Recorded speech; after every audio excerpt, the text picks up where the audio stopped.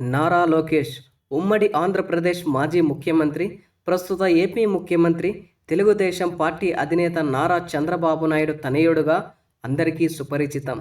ఇది ఒకప్పుడు. ఇప్పుడు నారా లోకేష్ పేరు అమరావతి నుంచి దేశ రాజధాని ఢిల్లీ వరకు రీసౌండ్ అవుతుంది.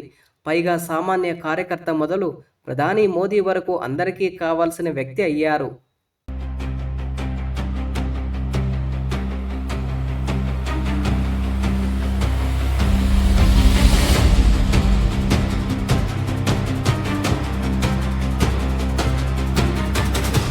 నారా లోకేష్ 2014 నుంచి టీడీపీలో కీలకంగా మారారు. 2017లో ఎమ్మెల్సీగా గెలిచి మంత్రిగా ప్రమోట్ అయ్యారు. 2019 ఎన్నికల్లో మంగళగిరి నుంచి పోటీ చేసి ఆర్కే చేతిలో ఓడిపోయారు. అదే ఎన్నికల్లో వైసీపీ అధికారంలోకి వచ్చింది. ఆ క్రమంలో వైసీపీ పాలనలో ఎన్నో అవమానాలు, హేళనలు ఎదుర్కొన్నారు. అయినా ఏనాడు కుంగిపోలేదు. పడిన చోటే నిలబడాలని ఆనాడే డిసైడ్ అయ్యాడు. తన తండ్రి సమక్షంలోనే ప్రకటించారు. మళ్లీ మంగళగిరి బరిలో ఎమ్మెల్యేగా గెలిచి అసెంబ్లీలో అడుగు పెడతానని శపథం చేశారు. 2024 ఎన్నికల ముందు తన యువగళం పాదయాత్రతో ఏపీ మొత్తం చుట్టేశారు. పనిలోపనిగా మంగళగిరి నియోజకవర్గంపై స్పెషల్ ఫోకస్ పెట్టారు. 2024 ఎన్నికల్లో మంగళగిరి నుంచి రాష్ట్రంలోనే రెండో అతిపెద్ద మెజార్టీతో విజయదుందుభి మోగించారు నారా లోకేష్. కూటమి ప్రభుత్వంలోని టీడీపీలో నెంబర్ 2 స్థానంలో నిలిచారు నారా లోకేష్. విద్యాశాఖ ఐటీ మంత్రిగా వ్యవహరిస్తున్నారు.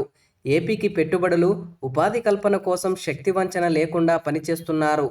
ఇదే సమయంలో సొంత నియోజకవర్గాన్ని ఎక్కడా అశ్రద్ధ చేయటం లేదు. 3 శతాబ్దాల తర్వాత ఎగిరిన పసుపు జెండా ఇక మంగళగిరిలో శాశ్వతం చేసేందుకు ప్రణాళికబద్ధంగా ముందుకు వెళుతున్నారు. ఓవైపు అభివృద్ధి, మరోవైపు సంక్షేమం. వీటితో పాటు నిత్యం నియోజకవర్గ ప్రజలకు, కార్యకర్తలకు అందుబాటులో ఉండేందుకు ప్రయత్నిస్తున్నారు. ఇక్కడ ప్రతిపక్ష పార్టీకి ఒక విధంగా మనుగడే ప్రశ్నార్థకంగా మారింది.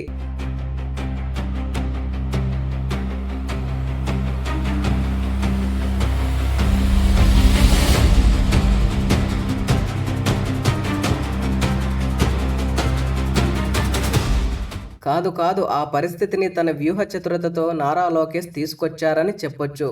మంగళగిరి పరిసర ప్రాంతాల్లో సుదీర్ఘకాలంగా నివాసముంటున్న వారికి ఇల్లు స్థలాలు పంపిణీ చేశారు. 100 పడకల ఆసుపత్రి నిర్మాణం శరవేగంగా జరుగుతోంది. ఆసుపత్రిని వచ్చే ఏడాది మే నాటికి అందుబాటులోకి తీసుకురావాలన్న ప్రయత్నాలు జరుగుతున్నాయి. మంగళగిరి పట్టణంలో ₹1.5 కోటి డిజిటల్ లైబ్రరీ, మరో ₹1 కోటి పార్కు నిర్మాణం పూర్తి చేసి అందుబాటులోకి తీసుకొచ్చారు. మంగళగిరిలో చేనేత కార్మికుల తర్వాత అత్యధిక జనాభా స్వర్ణకారులదే.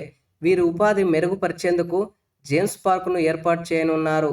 ఇందుకోసం 78 ఎకరాల భూమి సేకరణ కూడా చేశారు. త్వరలో నిర్మాణ పనులు ప్రారంభం కానున్నాయి. ఇలా అనేక కార్యక్రమాలను శరవేగంగా అమలు చేస్తున్నారు నారా లోకేష్. అభివృద్ధి, సంక్షేమం 2 కళ్ళుగా ఎల్లప్పుడూ ప్రజలకు అందుబాటులో ఉంటున్నారు. ముఖ్యమైన షాప్స్ ఓపెనింగ్, పండుగల సమయంలో స్థానిక కార్యక్రమాల్లో పాల్గొనడం చేస్తున్నారు. రాష్ట్ర స్థాయిలో బిజీగా ఉన్న స్థానికంగా అందుబాటులో ఉంటూ మంగళగిరి తన చిరునామాగా మార్చుకుంటున్నారు లోకేష్. గా వెళ్తుంటే ప్రతిపక్షం మాత్రం ఇక్కడ డీలా పడిందన్న టాక్ ఉంది. వైసీపీ ఇన్ఛార్జ్ దోతిరెడ్డి వేమారెడ్డి ఉన్నారు. మాజీ ఎమ్మెల్యే ఆర్కే రాజకీయాల నుంచి విరమించుకున్న తర్వాత వేమారెడ్డికి ఇన్ఛార్జ్ బాధ్యతలు అప్పగించారు. అయినా వయస్సు మీద పడడంతో వేమారెడ్డి అంత యాక్టివ్గా పనిచేయలేకపోతున్నారట. రాష్ట్ర నాయకత్వం పిలుపునిచ్చిన కార్యక్రమాలు తప్ప మరేమీ చేయడం లేదని కార్యకర్తలు వాపోతున్నారట. 2 పార్టీలకు చెందిన ముఖ్య నేతలంతా ఈ నియోజకవర్గంలోనే నివసిస్తూ ఉంటారు. అన్ని రాష్ట్ర పార్టీ కార్యాలయాలు కూడా ఇక్కడి నుంచే పనిచేస్తుంటాయి. అయితే స్థానిక సమస్యల మీద వైసీపీ పెద్దగా ఫోకస్ చేయడం లేదని నియోజకవర్గ స్థాయి నాయకులు చెప్పుకుంటున్నారు. లోకేష్ను ఢీకొట్టేందుకు బలమైన నాయకుడికి పగ్గాలు అప్పగించాల్సిన అవసరం ఉన్నా వైసీపీ ఇప్పటి వరకు ఆ దిశగా ఫోకస్ చేయడం లేదన్న అభిప్రాయం రాజకీయ విశ్లేషకుల్లో వినిపిస్తోంది. గతంలో లోకేష్కు పోటీగా చేనేత వర్గానికి చెందిన మురుగుడు లావణ్యను బరిలోకి దించిన వైసీపీకి ఓటమి తప్పలేదు. ఇప్పుడు చేనేత వర్గానికి చెందిన ముఖ్య నేతలు కూడా వైసీపీలో సైలెంట్ అవ్వడం పార్టీకి అంతుచిక్కని ప్రశ్నగా మారిందట. కాగా అన్ని వర్గాలకు దగ్గరవుతూ అందరివాడిగా నియోజకవర్గంలో లోకేష్ తన ప్రస్థానాన్ని సుస్థిరం చేసుకుంటున్నారు. రాష్ట్ర స్థాయిలో ఎంత బిజీగా ఉంటున్నా నియోజకవర్గంలో తన సతీమణితో కలిసి ఆలయాలు, శుభకార్యాలకు హాజరవుతూ అందరిలోనూ మనవాడే అనే అభిప్రాయాన్ని కలిగిస్తున్నాడు. టీడీపీకి తనకు మంగళగిరి ఇక పూర్తి స్థాయిలో కంచుకోటగా మార్చేందుకు ప్రణాళికలు అమలు చేస్తున్నారు. రానున్న 3 ఏళ్ల కాలంలో మంగళగిరిలో ప్రణాళికలు అమలైతే గణనీయమైన మార్పులు ఖాయం కనిపిస్తోంది. దీంతో లోకేష్ సక్సెస్ మంత్రం మంగళగిరి భవిష్యత్తుకు కీలకంగా మారుతోంది.